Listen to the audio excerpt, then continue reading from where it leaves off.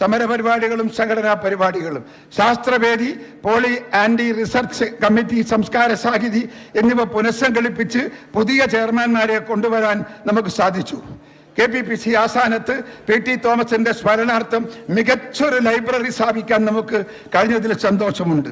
കോൺഗ്രസിന്റെ ചരിത്രത്തിൽ ഇതുപോലെ സമരപരിപാടികളും പ്രക്ഷോഭങ്ങളും നടന്ന കാലമില്ല. നിയമസഭ, രാജ്ഭവൻ മാർച്ചുകൾ, കളക്ട്രേറ്റ് മാർച്ചുകൾ, റേഷൻ കടകൾ മാർച്ചുകൾ, മുന്നിൽ പ്രതിഷേധങ്ങളെ എന്നിവ സംബന്ധിച്ച വൈദ്യുതി നിരക്ക് വർധന, കെട്ടിട നികുതി വർധനവ്, വെള്ളക്കരം വർധനവ്, ആരോഗ്യ മേഖലയിലെയും ആഭ്യന്തര വകുപ്പിന്റെയും വീഴ്ചകൾ, തൊഴിലാളി വഞ്ചന, പിൻവാതിൽ നിയമനം, ഇന്ധന വിലവർധനവ്, അവശ്യം സാധനങ്ങളുടെ വിലവർധനവ്, സർക്കാർ സ്പോൺസേഡ് അഴിമതി, അക്രമം എന്നിവയ്ക്കെതിരെ ജില്ലാ, ബ്ലോക്ക്, മണ്ഡലം തലങ്ങളിൽ ശക്തമായ പ്രക്ഷോഭങ്ങൾ നമ്മൾ കേരളത്തിൽ സംഘടിപ്പിച്ചു കഴിഞ്ഞു. കേന്ദ്ര സംസ്ഥാന സർക്കാരുകളുടെ ജനദ്രോഹ നടപടികൾക്കെതിരെ നിരന്തരമായ സമരപരിപാടികൾ സംഘടിപ്പിച്ചു. ഏതാനും ദിവസം മുമ്പാണ് തിരുവനന്തപുരത്തെ ഇളക്കിമറിച്ച ഭരണഘടനാ സംരക്ഷണ റാലി നമ്മൾ നടത്തിയത്. ഞെട്ടിപ്പോയി ഇവിടുത്തെ പ്രതിപക്ഷം. തിരുവനന്തപുരത്തെ അന്നത്തെ പ്രകടനം ജനങ്ങളെ അമ്പരപ്പിച്ചു. സത്യത്തിൽ ഞാൻ KPCC പ്രസിഡന്റായത് മുതൽ പാർട്ടിയുടെ പരമോന്നതമായ എക്സിക്യൂട്ടീവ് KPCC ഓഫീസിൽ ചേരാനുള്ളതിന് പുറമെ 2-3 ദിവസം രാവും പകലും നീണ്ടു നിൽക്കുന്ന ക്യാമ്പ് എക്സിക്യൂട്ടീവ് ചേരാൻ സാധിച്ചതിൽ എനിക്ക് വലിയ അഭിമാനമുണ്ട്. 2022 കോഴിക്കോട് നവസങ്കല്പ ചിന്തൻ ശിബിർ സംഘടിപ്പിച്ചത് സംഘടനാ പ്രവർത്തനത്തിന് ദിശാബോധം നൽകാൻ സാധിച്ചു. തുടർന്നുള്ള 2 വർഷങ്ങളിലും 3 ദിവസം നീണ്ടു നിൽക്കുന്ന ക്യാമ്പ് എക്സിക്യൂട്ടീവ് വയനാട് നടത്തുവാനും നമുക്ക് നമ്മുടെ മുഴുവൻ നേതാക്കളെ പങ്കെടുപ്പിച്ച് പാർട്ടിയുടെ പ്രവർത്തന പരിപാടികൾക്ക് മാർഗരേഖ ഉണ്ടാക്കാനും സാധിച്ചു എന്നത് നിങ്ങൾക്കെല്ലാവർക്കും അറിയാം. അതിൽ നമുക്ക് അഭിമാനിക്കാം. സംഘടനയെ ഒറ്റക്കെട്ടായി മുന്നോട്ട് കൊണ്ടുപോകാനും ക്രിയാത്മകമായ ചർച്ചകളിലൂടെ സംഘടനയെ ശാക്തീകരിക്കാനും ഓരോ വർഷവും നടന്ന ഇത്തരം പരിപാടികളിലൂടെ സാധിച്ചുവെന്ന് എനിക്ക് അഭിമാനത്തോടെ പറയാൻ സാധിക്കും. 2024 ചേർന്ന എക്സിക്യൂട്ടീവ് മിഷൻ 2025 രേഖ അവതരിപ്പിച്ചു എന്ന് മാത്രമല്ല, പാർട്ടിയുടെ സംഘടനാ തന്ത്രം വിശദീകരിക്കുന്ന കലണ്ടർ തയ്യാറാക്കി അത് ഉള്ളുകൊണ്ടുള്ള പ്രവർത്തനങ്ങളാണ് നാം മുന്നോട്ട് കൊണ്ടുപോയത്. മഹാറാലികളും പദയാത്രകളും, വൈക്കം സത്യാഗ്രഹത്തിന്റെ ശതാബ്ദി ആഘോഷം, മഹാത്മാഗാന്ധി കോൺഗ്രസ് അധ്യക്ഷനായതിന്റെ ശതാബ്ദി ആഘോഷം എന്നിവയുടെ ഭാഗമായി 1 വർഷം നീണ്ടു നിൽക്കുന്ന പരിപാടിക്ക് ഞങ്ങൾ രൂപം നൽകി. AICC അധ്യക്ഷൻ മല്ലികാർജുൻ ഖാർഗെയെ പങ്കെടുപ്പിച്ച് വൈക്കം സത്യാഗ്രഹ ശതാബ്ദി ആഘോഷത്തിന് തുടക്കം കുറിക്കുകയും അതിന്റെ ഭാഗമായി 5 മേഖലാ പദയാത്രകൾ സംഘടിപ്പിക്കുകയും ചെയ്തു. വൈക്കം സത്യാഗ്രഹ റാലിയിലെ 1 ലക്ഷം പേരാണ് പങ്കെടുത്തത്. കോൺഗ്രസിന്റെ റാലിയിൽ കോൺഗ്രസിന്റെ ചരിത്രത്തിൽ ഇത്രയും പേർ പങ്കെടുത്ത റാലി സമീപകാലത്ത് ഉണ്ടായിട്ടില്ല എന്ന് മാധ്യമങ്ങൾ പോലും എഴുതിയിട്ടുണ്ട്. ലോക്സഭാ തെരഞ്ഞെടുപ്പുകൾക്ക് മുന്നേയുള്ള പ്രചരണത്തിന് തുടക്കം കുറിച്ച് തൃശ്ശൂരിലെ മഹാജനസഭ സംഘടിപ്പിച്ചു. AICC അധ്യക്ഷൻ മല്ലികാർജുൻ ഖാർഗെ ഉദ്ഘാടനം ചെയ്തു.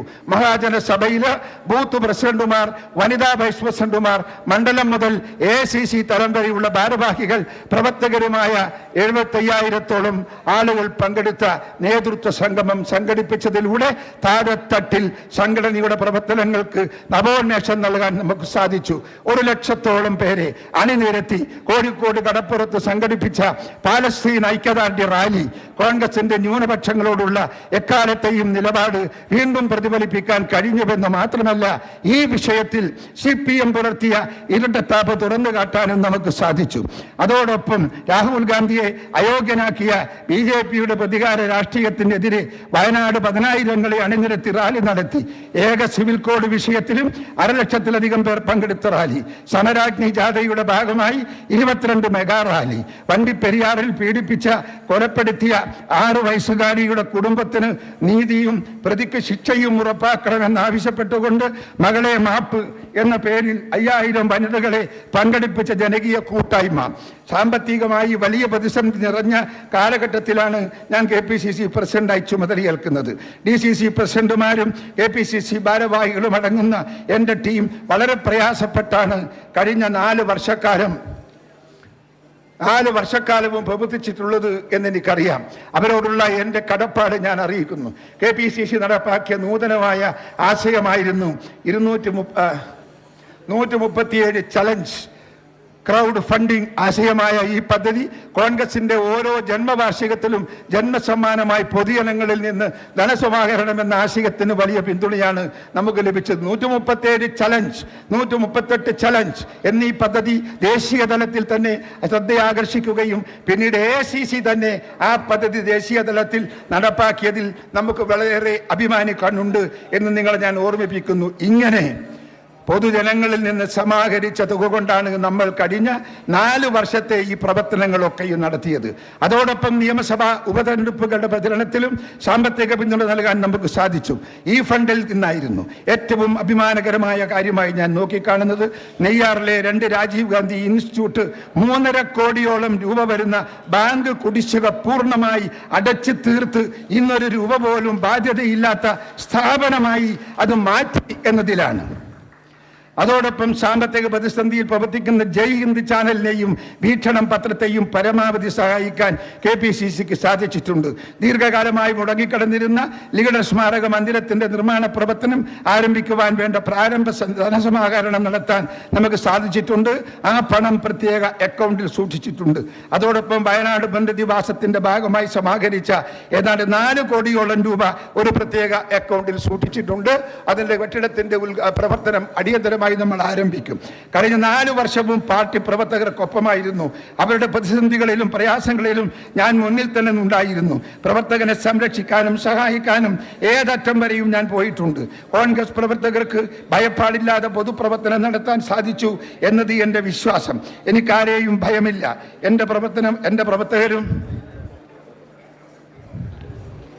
പ്രവർത്തകരും ആരെയും ഭയപ്പെടാനില്ല എന്നതാണ് എൻ്റെ ഒരു രാഷ്ട്രീയ ബോധ്യം. ഭരണകൂടങ്ങളുമായി നോ കോംപ്രമൈസ് എന്നതാണ് എൻ്റെ ലൈൻ. എന്നെ ജയിലിലടക്കാനും കേസിൽ കൊടുക്കാനും ഒക്കെ നോക്കിയവരുണ്ട്.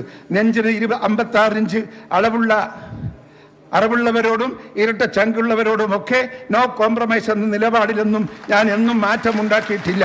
ഞാൻ തുടർന്നും പ്രവർത്തിക്കുമ്പോൾ നിങ്ങളോടൊപ്പം ഉണ്ടാകും. നിങ്ങൾ ഈ അവസരം ഉപയോഗിക്കുന്നു. എനിക്ക് തന്ന സഹകരണത്തിന്, സ്നേഹത്തിന്, പിന്തുണക്ക് ഹൃദയത്തിൻ്റെ ഭാഷയിൽ നന്ദി. അതോടൊപ്പം കഴിഞ്ഞ 4 വർഷക്കാലം KPCC പ്രസിഡന്റ് എന്ന നിലയിൽ എന്നിൽ പൂർണ്ണ വിശ്വാസം, പൂർണ്ണ പിന്തുണയും അർപ്പിച്ച AICC നേതൃത്വത്തിനും പ്രിയപ്പെട്ട AICC പ്രസിഡന്റ് മല്ലികാർജുൻ ഖാർഗെജിക്കും എൻ്റെ പ്രിയപ്പെട്ട നേതാവ് രാഹുൽ ഗാന്ധിയോടുമുള്ള എൻ്റെ ഏറ്റവും സ്നേഹവും കടപ്പാടും പങ്കുവെക്കാൻ ഞാൻ ആഗ്രഹിക്കുന്നു. പ്രതിസന്ധി ഘട്ടത്തിലെല്ലാം രാഹുൽ ഗാന്ധി എന്നെ ചേർത്ത് നിർത്തിയിട്ടുണ്ട്. കോൺഗ്രസ് പാർട്ടിയുടെ പരമോന്നത സഭയായ വർക്കിംഗ് കമ്മിറ്റിയിലേക്ക് അംഗമായി ഈ എളിയവനായി എന്നെ നിയമിച്ച നേതൃത്വത്തോട് ഏറെ നന്ദി അറിയിക്കുന്നു. വരാൻ പോകുന്ന നാളുകൾ വിശ്രമരഹിതമായ പ്രവർത്തനത്തിൻ്റെ നാളുകളാണ്. അഴിമതിയിൽ മുങ്ങിക്കുളിച്ച പിണറായി വിജയന്റെ നേതൃത്വത്തിലുള്ള ഇടത് സർക്കാരിൻ്റെ ദുർഭരണത്തിന് അറുതി വരുത്താൻ ഇനി മാസങ്ങളെ ബാക്കിയുള്ളൂ.